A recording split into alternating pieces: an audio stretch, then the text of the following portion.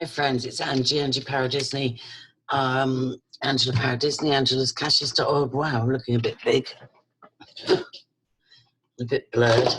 I finally found the second video featuring my daughter talking about the impact of trolling on the families of whistleblowers. So I'm just going to play that for you. It's evidence.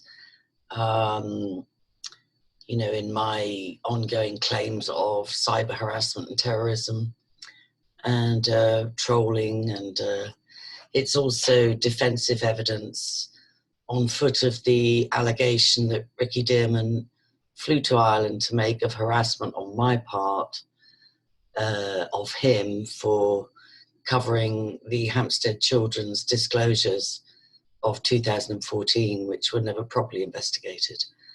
So I'll just do share screen. Share. Done.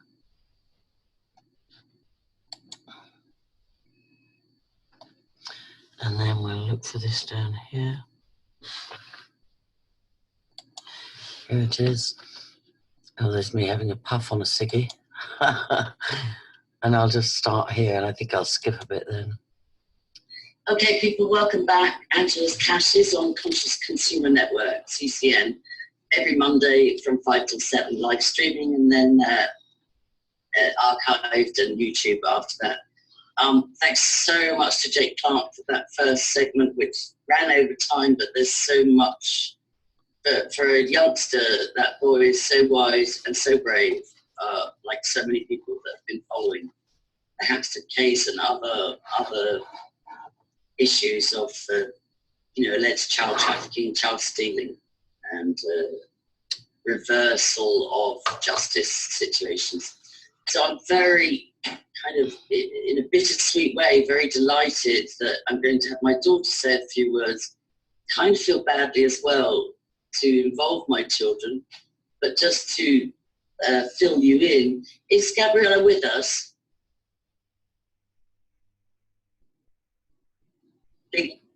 She's not yet. Okay, so I'll just give an out while she figures out Zoom for the first time. I'll give an outline of what happened yesterday. So Gabriella contacted me upset because another fake profile in her name had been created, I suspect, by the alleged paedophile father, alleged cult leader Ricky Dearman, but a fake profile was created on Facebook named Gabby Strano, which is my daughter's name, with a profile picture belonging to her, a cover photo belonging to me, and then started friend requesting her friends and viciously, maliciously trolling links on my page. So my daughter phoned me about this and told me about it and read me some of the foul comments, including about my sister that died, her auntie. And I told her to screenshot, block, report, and uploaded just a 5-minute portion of the video, maybe 5 minutes, of her telling me this. And almost instantly, my YouTube channel got attacked. And I suspect that was because, and this is hypothetical, but this is based on observing fake profiles connected to Ricky Dearman. Sometimes he just loses the plot and he's reckless. If he gets pricked, or if he's messing with cocaine, or if he gets just into a rage, he does things that probably the alleged cult and definitely the legal team in court would be angry about. So having prosecuted Neil and Sabine for the reverse accusation of malicious communications and intimidation and harassment, he then harassed and intimidated my daughter with this fake profile and with all sorts of disgusting comments ascribed to her, and her friends getting confused and her being alarmed. So anyway, having put the video up and her having made a post, this is not me, please do not accept it, it's to do with my mother's work. First of all, I got a notification from Google your YouTube channel's been suspended because it's wrongly linked to a Hotmail email. That was a technicality. I'm not very computer savvy, as a lot of you know. So a friend instantly corrected that, just literally reversed that. No, this is what it's linked to, blah, blah, blah, done. So given that that ground was not good enough to collapse my YouTube channel and thus the video with my daughter, they then reported the video of my daughter distressed, saying there's this fake profile with my photograph and so on. They then reported that video as having sexual extortion content, which was just probably, because it's a very serious complaint, YouTube probably have an automatic reflex of taking it down so that they can investigate it. So the video disappeared instantly. So I messaged YouTube and said, that's absolutely outrageous. This is what really happened. There are more good people than bad, even in YouTube, Facebook, Google, whatever. And fair play to them, hats off. The video was back up. When I checked this morning, it was back up. I don't know, but it's the fastest turnaround of a sabotage attempt on YouTube that I've seen. So heads up to whoever did that at YouTube. Thank you.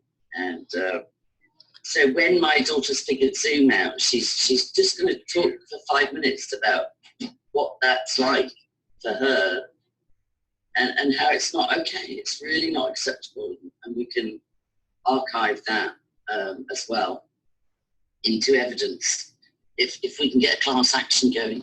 So I'll just see how she's doing with the technical side of joining us here. It's really not that complicated, but even I struggled the first time. Here we go. Okay, right, she's just not ready.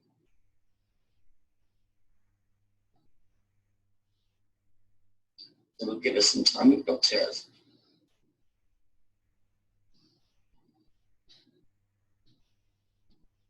We'll cover some other stuff and then we'll come back to Gabriella. And for those that don't know, the other account that Dearman has been able to use successfully, allegedly, for a long time and for very nefarious purposes, including what Jake was saying about contacting anybody that puts their head above the parapet. He'll contact their children, their neighbours, anybody, even that likes their Facebook, their clients, they absolutely go full out to do a smear campaign. It's very upsetting. It's very distressing and disturbing. So anyway, Gabriella's just putting her face on, her real face. That's what I'm saying, the Gabriella Barney. So I explained in a video that will be uploaded at the end of this court case in detail how that fake profile got created. But yeah, this stuff is not okay. It's not okay. So Gabriella Barney, I have it on good authority, is one of the fake profiles associated with the alleged cult leader. And I would just repeat, Ricky Dearman, if you're following this, which, given the obsessive pursuit online of everybody working on this case, I will repeat that offer from somebody that if you want to disclose a whistleblower, they can be arranged for you to be kept safe, put somewhere safe. So, yeah, let's see. Time's flying. We've already done that.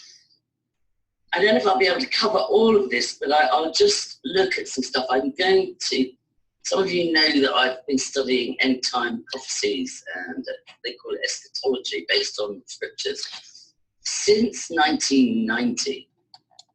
Okay, so I'm jumping on now to the part with Gabriella. Because of the work I do.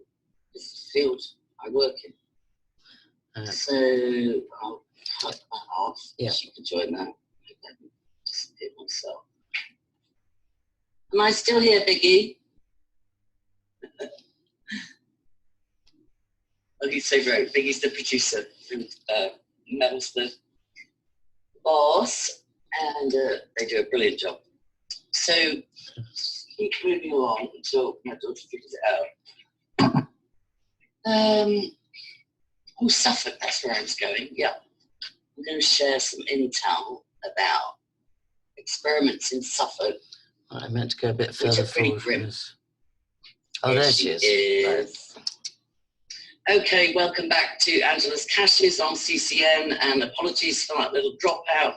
We were just having some technical issues. I wish it was nicer circumstances to introduce my daughter, my only daughter. I've got one daughter and two sons. This is my firstborn, Gabriella Strano. And as I say, I wish it was under different circumstances that I was introducing her on the show. But as I outlined a little bit earlier, and as Jake talked about as well, the reason Gabriella's come on reluctantly in this situation to talk about what it's like to be the daughter of an activist journalist and to be dragged into it, and dragged into it in ways that are illegal, that are malicious, and that are intimidating. Over to you, Gabriella. Can you just talk about how the last 24 hours was? Well, I was having a relaxing day in my garden enjoying the sunshine, and I got a friend request from somebody called Gabby Strano with one of my profile pictures on it, which was a little disturbing.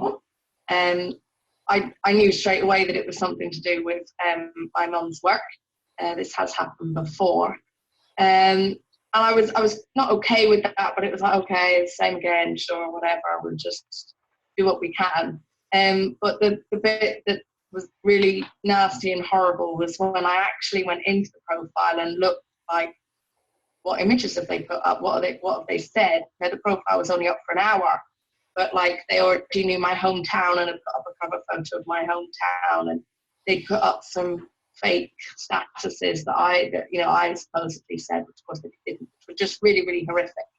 And the worst one was probably when they said that my auntie, who's my mum's sister, who had suddenly died last year, wasn't dead at all, and that she was part of a Westminster political S&M prostitution group, and that was a whole new level. That's what upset me the most, and what really whole new level of not okay. Yeah. And then so this time around it got dealt with quite quickly. Facebook took it down within about an hour. No, Facebook took it down. It just took me a while to figure out how to do it. But when I reported it, Facebook took it down within minutes. They actually took it down so quickly that I couldn't get back onto the profile to find out what the link was, because they'd even made a YouTube video, a YouTube channel, and like I'd put on it, oh, hey guys, check out my channel. And when I clicked on that, the channel was called The Bitch's Daughter, which I didn't like very much either. So Facebook actually took it down so quickly that I couldn't even find the YouTube channel to then contact them to take that down. Yeah, that's my screenshotting. I didn't learn screenshotting until quite late in the game. But I did screenshot it, I just didn't get the actual link. Link. Well. And the other thing, when people realised what was happening and you were being targeted, it actually backfired on them, because a huge number of people, even people that I know visit that troll site, kind of said, oh, sorry, this has happened to your daughter, that's a bridge too far, and so on. And but normally, the Gabriella Barney fake profile account is still in existence and still trotting out and spewing out horrendous, really so contemptible. It's just beneath, I don't know, the profiles that have been made in Auntie Fiona's name with her photo that was used at her funeral, it's beneath contempt, it really is. So, and then you cancelled your plans and you were anxious. So just on the good news side as well, I think I shared earlier that the little YouTube clip where you were discussing it was reported as, reported on outrageous grounds. That was reinstated very quickly too. So I think they've shot themselves in the foot with this one, and I'm grateful to everybody that contacted me and sympathised with you. But there was something else I was going to say to you about that. Because we're thinking about doing class action suit about the actual distress that this kind of thing caused this. Because I was upset when you said you then cancelled your plans for the rest of the day because it had thrown you into anxiety. I totally get that. So you okay? I was shaken. Like, it really did throw me. Like, I was having such a lovely day. I'd had a lovely morning. I was having a lovely afternoon. I was planning on having a lovely evening.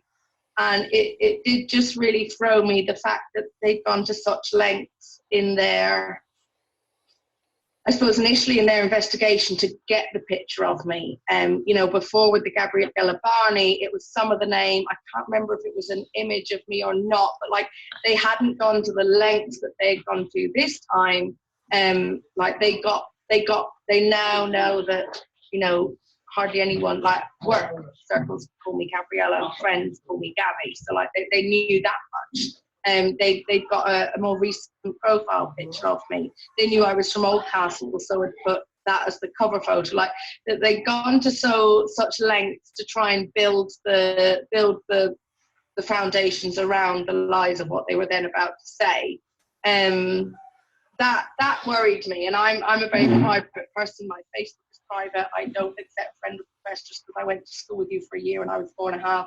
Doesn't mean I'm going to be Facebook friends with you. So it was malicious stalking.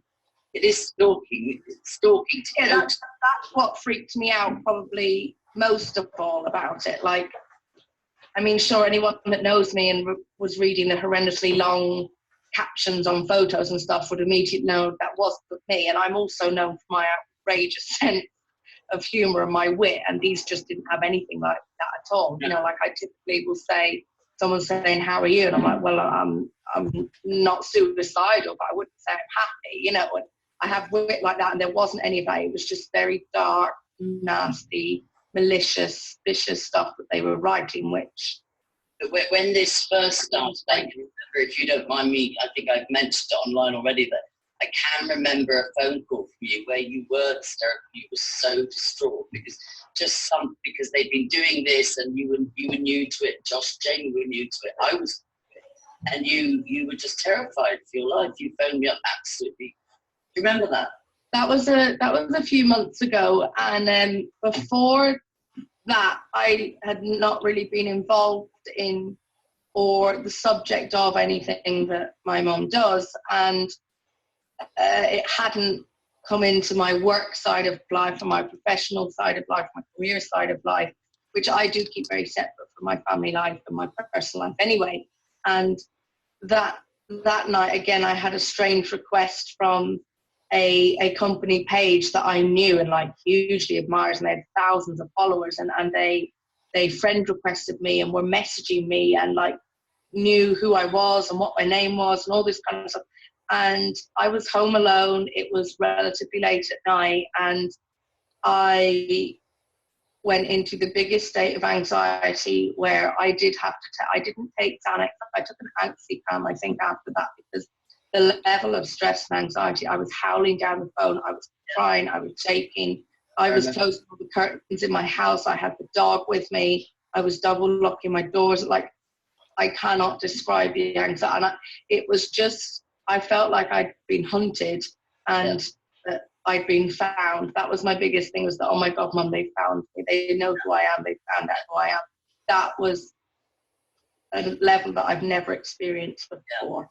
Well, I wish it was them apologising. I can only apologise for the depths of depravity that they sink to, and I'm very appreciative that you and Josh and Jamie, even though it's a bumpy ride, that you support me in what I do, and I apologise if it impinges on your life. It shouldn't, and there will be a court case taken about it. I'm slow to do those kind of court cases because it's like a distraction, but this is not a distraction. If you mess with my kids, you know, that's not going to fly. And I think, and I totally believe that God feels the same way. You don't mess with God's kids. Which in a way, like I didn't want to fully let it ruin my plans yesterday in the evening, because as I was driving over to do what I was going to do yesterday evening, I kind of thought, no, do you know what? This could just be a horrible way of trying to steer me off what I was going to do this evening and ruining my plans. Absolutely. And I thought, actually, I'm not going to give these people any more power other than the hour and a half, 2 hours that they took of my Sunday afternoon. So I kind of powered through. I mean, I still didn't enjoy it to the full that I would have liked to, because this, you know, I was getting messages. I put it up on my Facebook. People were messaging me horrified and, oh my goodness, report it, and we'll all report it. And, you know, people are rallying around me, and that was nice. And even today, the messages are still coming through. What happened? Am I okay? That must be awful. I did take screenshots of the things that they wrote, and I still don't know if I want to share them, if that's just giving them more internet space, or if I will just have it as a thing. But I thought it was very silly of them. Like, they're clearly not very smart that they then Facebook requested the person that they were trying to imitate and clone on Facebook. It's like when somebody, it reminds me of a serial killer when they're almost getting caught. They just make mistakes. They just act. I don't even think it was that. I think it was more a thing of they wanted me to see what they were saying, and what they wanted me to see what they were doing with my name and with my image. It wasn't, I don't think it was full on silliness. I think that they did know what they were doing. It was just, I mean, it's the quickest way to get shut down, to let me know. But up until now, you see, they've been untouchable. That's the fastest that Facebook and YouTube have ever responded to a complaint. So I see that as a breakthrough. And I also, it's a breakthrough that you've been brave enough, but you don't have to, you'd rather not. I think the fact that I said, will you just give us 5 minutes on the show? And you said yes. I think that's awesome. And the more of us that report, that multi-report, and that stand up, say, this happened and it's not okay, it's despicable, the less... I just laugh, though, afterwards, because, like, whatever about you, my mum, in your professional circle, you do, I wouldn't say hold back is the exact word, but you might, like, cruise at third gear, but when it comes to your kids, like, you ramp it up insanely. So I did think, like, well, that this is going to backfire horrendously, because now you've upset the wasp's nest, as it were, and so you're going to get my mum full pelt now that you've involved her kids. So I did kind of, as I said, I've got a very strange, dark sense of humour, so I did find that particularly funny, where, like, you literally couldn't have done anything worse to get my mum totally with her teeth sunk into the rest of my kids, you can watch out. And I have to give credit where it's due as well. I often share the bad stuff, but my mother, your granny, was like that. It's like, I can remember my mother breaking up domestic violence situations on the street. This wasn't even with her kids, but, like, because she'd see a man hitting a woman, my mother would march in and just stop the whole thing with just pure rage, like, how dare you? And then I remember being on the tube in London as well, and this nasty, nasty pervert tried to expose himself to me on the tube. Well, I thought she was going to kill him. I thought she was going to beat him with her umbrella. And so I do think it's true. A mother finds courage. It's like the mother-child bond. If you mess with the young, you better look out. So I just thank you for coming on, and I love you. And stay safe, and we'll get this. You know, fear's the mind killer, and you did exactly the right thing. If you'd just gone to bed and cried and got, you know, and all the rest of it, they win. All they are is bullies and stalkers and malicious, you know, whatever. We'll deal with it through solicitors. So I love you loads, and enjoy the rest of your day. Okay, I'm off to watch Identity Thief, coincidentally. You know, I'd love to have you on the show another time, like in depth. I'd love to have you on the show, I really would. And that's just an open invitation anytime. But enjoy Identity Theft. Yes, I shall. They end up in prison in that film. Was that planned that you were going to see that? No, it's a comedy, and it was actually meant to be on last night, and I was just too to watch it. So then I said, right, well, I'll get a chipper and I'll watch it tonight, and I'll just laugh it off. And All right, my darling, there's a button that says leave meeting. And thank you again, and I love you. I think that several proposals of marriage have come your way because of this. Oh, excellent. I've the dress ready. It's literally turn up. I'll give you the time and date and your outfit. Nice wedding, no cream. Okay, love you. Ciao. Bye, darling. Thank you. You know, I had a tiny little nest egg, courtesy of my sister, exposing corruption. Come on, now, stop. Stop share. Yeah, so that's my, gosh, I've aged, but look, we'll get back to full steam. But that was my daughter, and that was her report on one of many troll attacks. I've credited a lot of them to Hampstead Research, based in near Gatwick in London. But in actual fact, when the broadcasting network I was with at the time, when they went in depth on their analytics, they found that a lot of the trolling was coming from Ireland. So I suspect my disclosures about Garda Sergeant Maurice McCabe have as much to do with the persecution that myself and my family have endured as the Hampstead case. But I'll just leave that one there for evidence, and thanks for listening. angelascaches.org, Angela Paradisney on YouTube, or my other YouTube channel, Angie Paradisney, or Angela Paradisney on Facebook, or my backup channel, Angie Paradisney. God bless.